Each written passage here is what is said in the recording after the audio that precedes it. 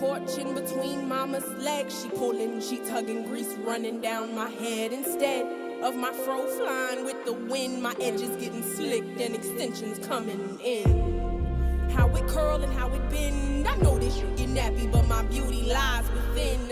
Please, no, don't perm it once again. It just needs some gentle loving.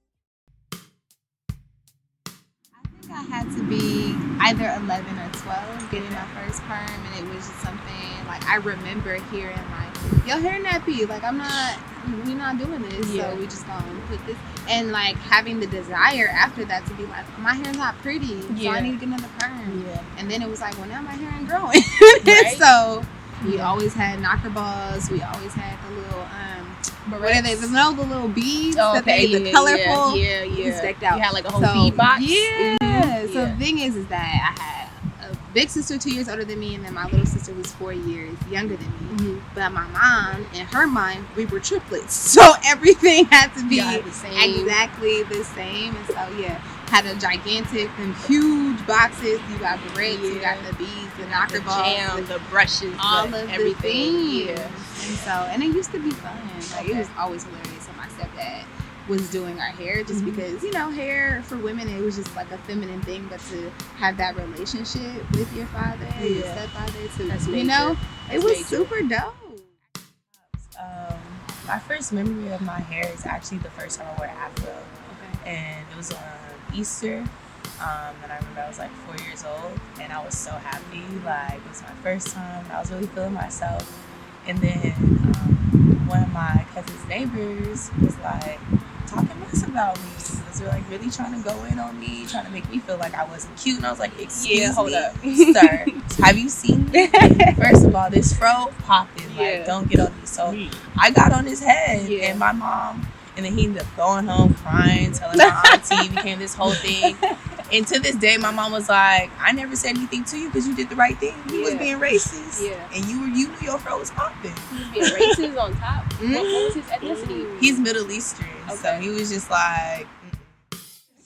We were talking about it like on the phone. And we were talking about like Black Magic and getting your hair like the little burn on the side of your head, like right before Easter Eve. Like that's what I remember. Like my first memory is like me being like 8 or so in my house. My mom just like, can you do your hair? I'm like, she wants to burn me. She's like, sit still and just like try not to get burned. I feel like that's my first like memory of like my hair from Ice Fish too. Okay. Oh, so you got perms? Yes, when I was little, because my hair was hella like cute. Like you just comb it and it would go right back, like it would shrink right back to my head. So they started like doing nice stuff in my head to like make it easier. But like actually, the first real memory that I have is my mom pulling the comb. She did not know the tip to root method at all, and she was just like trying to go at it, and it was just like so hard, like. It was like that cry that you get where you can't even like actually vocalize it. You like you just like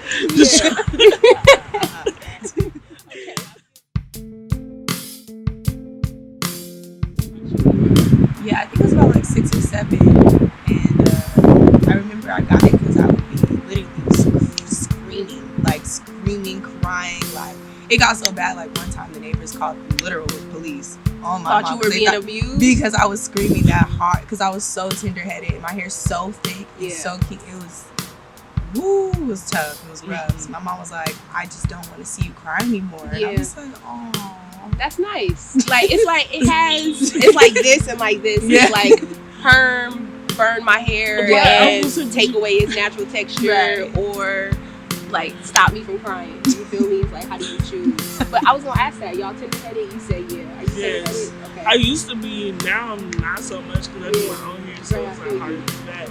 But like my mom still like she'll try and help me before I have mine. I'd be like, no. No, you still don't know the Stay over there with that rat comb.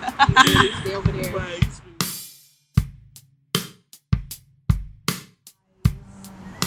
I actually wanted a perm when I was like really little. Okay. My mom wouldn't let me get one. I'm thankful for that. For real, now, like really thankful.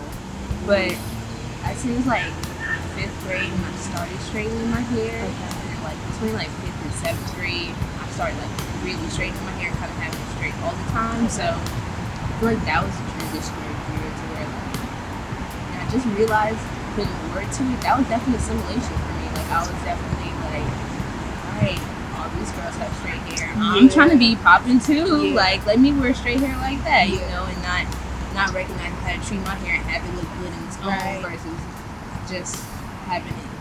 All right, that's the next step versus getting it curlier, like do whatever, getting a good conditioner, and like, all right, now my hair popping, you know. I assimilated in that way.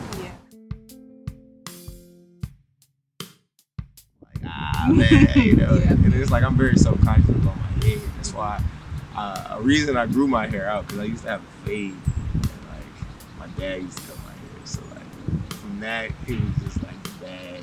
So I'm like, yo, I need to grow my hair out. Wait, what you mean? Because he used to cut my hair and he's not a good barber. Oh, okay, I feel you. It was getting a little rough. Okay. Yeah, so I used to go to school with the chopped up. Oh, you left the patch in the back of the head type. Yo, don't get me started. Like I was down bad for the longest, you know. So at the time, they had a particular artist I was listening to in the South called Webby. He had like the signature Webby flow. Come on, cuz don't act like we don't know who Webby is. Yeah, man, I'm just, you know, true, man, you know. So I used to listen to Webby all the time, and I used to admire like his fro and everything. Yeah. So I wanted to grow a fro out. Pops was like, nah, yeah. He was like, we can't be out here with this long hair or whatever. Yeah. You're not gonna take care of it.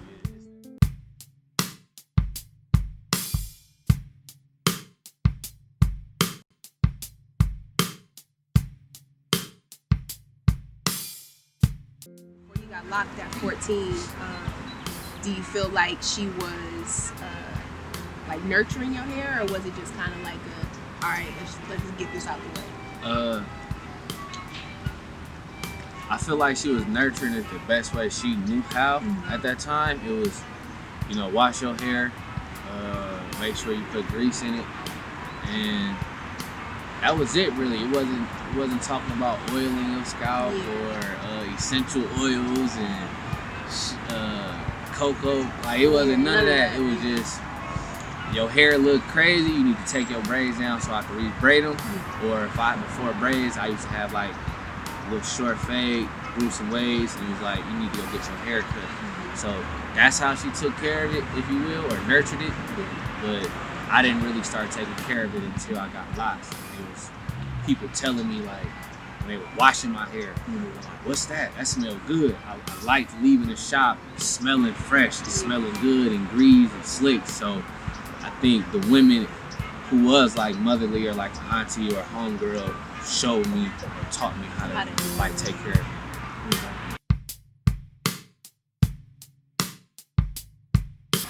I went through different phases. So I had the waves. So I was trying to be like my pops with the waves. You know, you wash your hair, then you grease it, you brush it, then you put the wave cap on. And I had that, and that was cool. So it didn't really take much maintenance. It was just pretty much you put the grease on it and you brush it. So for a lot of the brothers that's in the neighborhood, that's pretty much what they had. They just had to go get lined up. That take about 15 minutes. So when you got the locks, when I got the locks, now you in a salon sometimes 2 to 3 hours, 4 hours. You know what I mean? You hearing all of the women talking about different things. Isis, you have like a bald fade down there or Yes. something, right? Yes. Okay, so like what made you chop it off? And not only chop it off, but to like an extreme measure, you feel me? I think I cut off all my hair when I felt like I was getting rid of a lot of chaos in my life. And I felt like as much as I was moving forward, I still feel like there was something holding me back. Like I had like one foot in the past in that chaotic movement. And so like the last step it felt like was for me to just let my hair go. Because it had that energy of so many situations and people and things attached to it. And I knew that I needed to be able to think more clear. And that's exactly what it like. I feel like I'm able to think and just be more in touch with my body more. Because I feel like you don't even realize how much your head really regulates your temperature, regulate. Like you, it's been so freeing and clearing. I feel like every time I'm just like, well, I need a release. I'm just like, let me shave this again. So that's what I do. Okay. You ever make like a big chop or? She encouraged me to do it. Yeah, that's like when we became actually really close. It was like after our class, and she was like, "You should just diet." And then afterwards, it's gonna be like messed up, so you just want to chop it off. And then, like it was 2 a.m. and I said, I'm making this plan like, yeah, I'm gonna dye blue green. I said, I don't even want that. I said, I'm just gonna chop it off tomorrow. I'm not gonna tell nobody. I asked her if she had clippers. That's the only reason why she knew. And yeah, I made that chop, and I feel like it was the same thing with Isis. It's like during that time, I was like letting go a whole bunch of stuff that was not me anymore. And when I like actually shaved my head, like I did it myself, and it was the most freeing thing to actually like let go and see that, like see it all there and be like, I made a bold decision and I have nothing to hide behind now. Like that's when I really stepped into myself, was like when I shaved my head. Like because it was like nothing, I had to like rely on my face and that's myself, and my personality. your word, your vibe, that's all you got. The reason why I cut my hair in the first place was like straight up out of spite for all of my homeboys who was like, your hair is already short, like you're not gonna be cute, like if you cut your hair. Like I just got a lot of negative feedback. Again, at UC Santa Cruz, super white in the woods. But so the black men that I was around, I got hella negative feedback from them, and so I just felt like, you know, black women do so much for black men, and y'all can't even like respect the decision that I'm gonna make, so I'm gonna do it anyway. And when I cut it, I was like, whoa, I'm not as bold though. I went to the shop. I was like, hey, make this happen. I should have went to the shop. I should have, for real. I was like, I don't know how to do that, but I did weaves for a short time, and I was like, I'm not about it, because when I put fake hair in my hair, that's because I don't want to do my hair. But weaves, a lot of times, I was like, bro, I gotta flat iron this again. I gotta wrap this. So you got your leave out going on. You like, it's not blending right. You feel me? I don't like none of that. It just wasn't a good experience.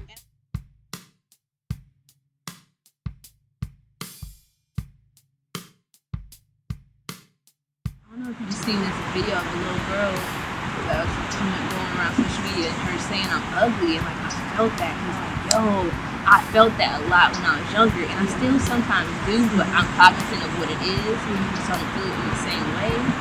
But I internalize a lot of like anti-blackness and just seeing. I won't even say, because as I talked about it with my mom, she's like, so did you think that I was ugly? I'm like, no, I just saw it within myself, though. I went from being in a place and being in a state where I didn't like my hair at all. Like I didn't like my hair at all. My hair was also tied to my blackness and like how I saw myself in the first place. So like I feel like it's a total evolution of like where I was when I was like 18 to like where I am now.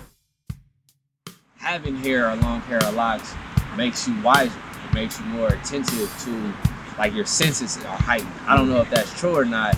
But that's what folks told me, like, these are your antennas, if you will. Your spiritual guide, or your way of connecting to outside of you. And then you think about trees, and it's like, what's on my head is the same thing as these branches and these roots in the trees. And it's like, that grows on my head. So my hair is a part of me, but in its own world, I feel like.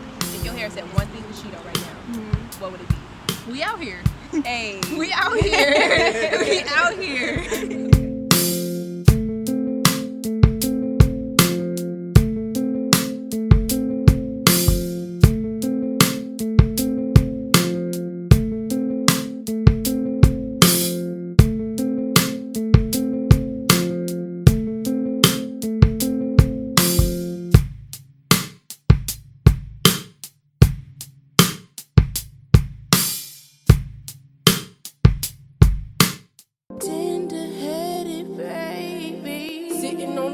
In between mama's legs, she pulling, she tugging, grease running down my head. Instead of my fro flying with the wind, my edges getting slicked and extensions coming in. How it curl and how it bend, I know this you get nappy, but my beauty lies within.